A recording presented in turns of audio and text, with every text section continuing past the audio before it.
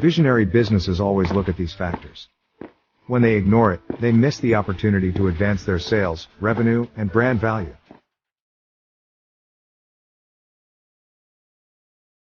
User engagement, readability of text, device compatibility and visual appeal, user interface and SEO, all these are significant factors to make a website successful.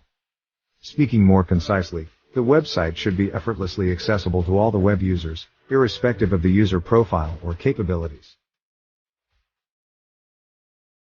That is where the web accessibility tools come to our advantage. As an internet marketer, it's my primary suggestion to my clients to deploy a web accessibility tool, which is effective and easy to use.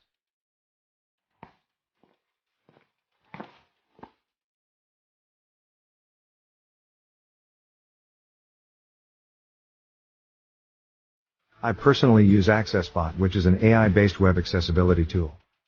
There are lots of them out there, but to start with, one can install the free Google Chrome plugin of AccessBot.